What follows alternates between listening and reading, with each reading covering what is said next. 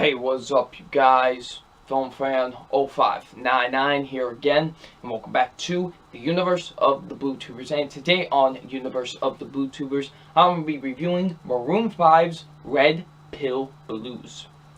So, Maroon 5's Red Pill Blues is a 2017 released album. It is the sixth studio album from, of course, pop rock, mostly pop, band Maroon 5. Now, Maroon 5 is definitely a band that has been around for a while. You know, back in 2002, they released their debut studio album, Songs About Jane, which is still their best album to date. I really still love that album a lot. I still think it has a lot of great songs off of it. I still go back to it every, here and there. It's still a great album. I still enjoy it a lot.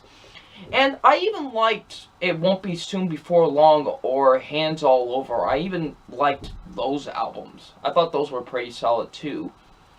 But once Overexposed and V came out, that's when I noticed the band was starting to kind of go much more into a, kind of much more of a more pop direction. It just wasn't as interesting as they were doing beforehand. It showed a little bit on Hands All Over, but it was really showing on Overexposed. That's when I really felt like it was showing more and more. And Red Pill Blues, this thing sucks. Honestly, this is probably the worst thing the band has put out to date so far. This thing is ungodly awful. Listen, I try to have faith in this band. Like I said, I like Maroon 5. I think they're a solid band. But God, they need to step up their game and try to do something better. Because this, for a band that has 7 members in it, may I rephrase that, 7 members in their band, and not one of them can do their part interestingly, is bad, honestly. And this album just sucks. From its production to its lazy, just lazy, formulaic type of style. It's not good. I don't enjoy this album. It's an awful album. But there are some things I liked, so let's get into those first. First being, some of the production is pretty solid. Some of it, literally just some of it. It's pretty good, I guess. Like, I like the production on What Lovers Do and stuff like that. And some of the other songs, here and there had some, not too bad production, stuff like that. So yeah, the production's not too bad at points. There are, Adam Levine does a solid job with his vocals at, points during the album and stuff like that. And that's another issue I have with the band as of late. It doesn't even feel like it's Maroon 5. It's like Adam Levine and other members. That's it. That's how I felt like this band has been as well for the past couple of albums as well. That's just like, yeah, Adam Levine. That's it. There's not other people in this band. It's just Adam Levine. That's how I have felt as well with this band for the past couple of albums.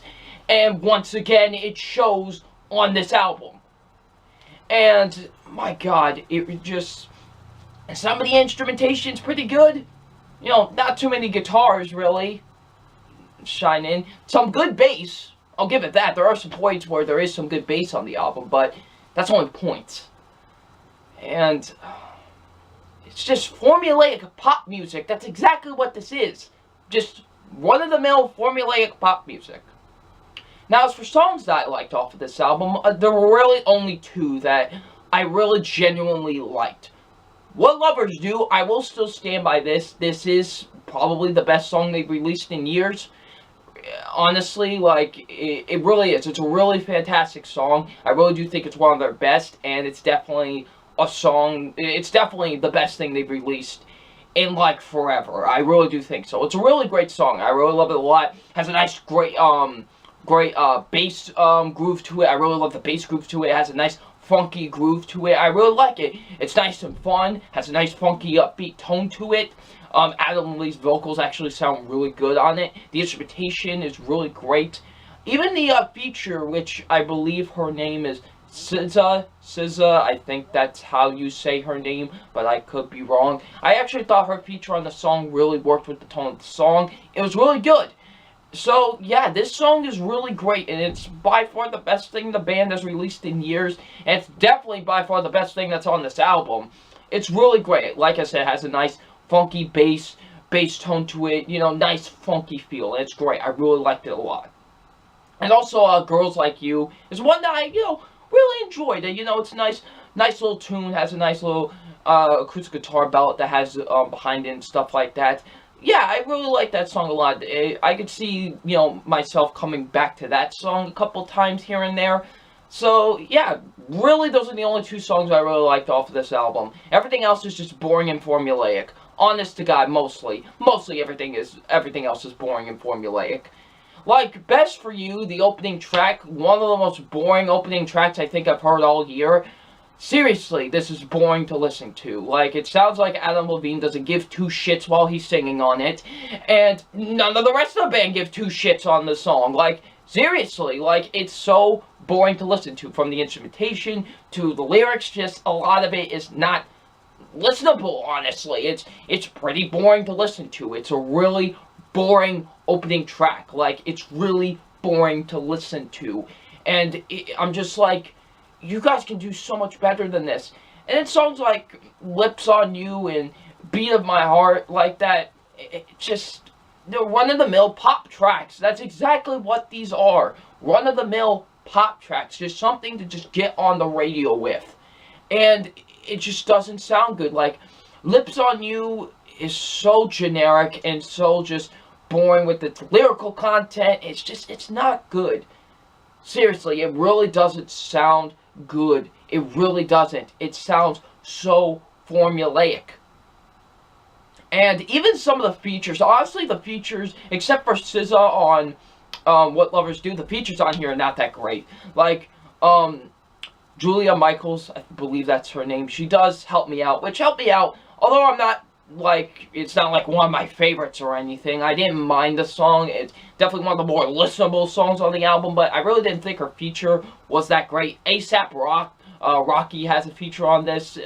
His song was fine too, but his feature just wasn't that great either. But the worst feature out of anybody is Lunch Money Lewis, I think that's his name, and he features on the song Who I Am, and that song is just, God, that song is bad. And what makes that song really bad, for the most part, really, is honestly his feature. He's one of the main reasons why that song is so bad. His feature is so awful on it. Like, seriously, his feature is so terrible, and it just doesn't work with the song.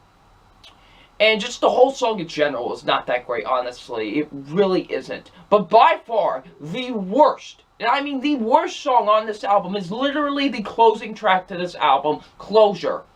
It's 11 and a half minutes long. 11 and a half minutes. Dear God Almighty. Okay, now, I'm not saying it's a bad song because it's long.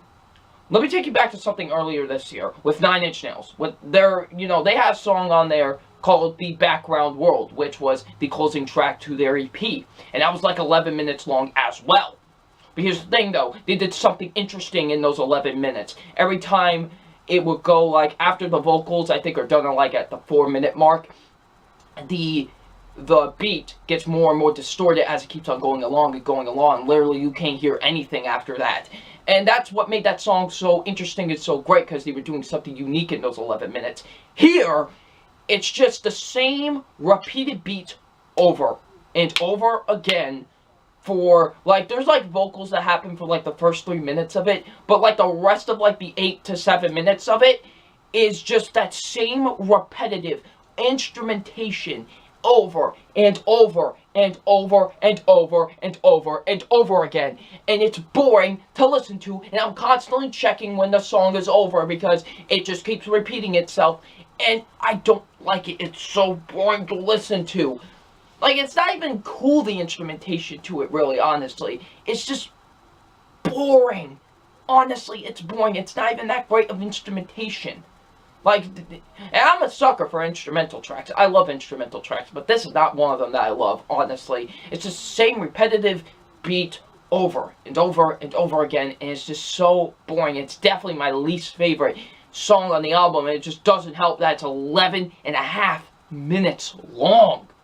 Dear God almighty, like, seriously, the song did not need to be that long. If it was like, maybe 6 minutes, maybe fine, sure, I guess, but 11 and a half minutes? No! No! Like, just, no, honestly, no. Oh my goodness, seriously, no. God almighty, no. Overall, Maroon 5's Red Pill Blues is terrible. Honestly, it's it's a boring, generic, formulaic album. It's just the same old crap that they're trying to do ever since Overexposed, but just worse. Honestly, it's honestly the worst piece of garbage that this band has put out yet this far. So sorry for my official rating on Maroon 5's Red Pill Blues, and my official rating on Maroon 5's Red Pill Blues is a 1 out of 5. It's bad. It's really terrible. Honestly, it's insufferable to listen to at points. Honest to God, it really is. And I just, for the most part, really could not stand listening to it because it's so generic, so boring, so formulaic, and so paint by the numbers that it's just like, Maroon 5, just get your heads out of your ass and figure out what you want to do with yourselves. Okay? Seriously. Quit making it the Adam Levine show and actually, remember that you're a band. Maybe. Remember that you're a band. And then maybe you can put out something good again. Maybe. But for now, if you keep on doing this, you're just going to get worse and worse as you keep on going, honestly. Because this thing is just ungodly awful. And it's like one of the worst things I've heard all year. So yeah, Maroon 5's Red Pill Blues gets a 1 out of 5. So if you have listened to this album, what did you think of it? Leave in the comment section below. And I'm FlmFan0599, and we will see you all later. Peace.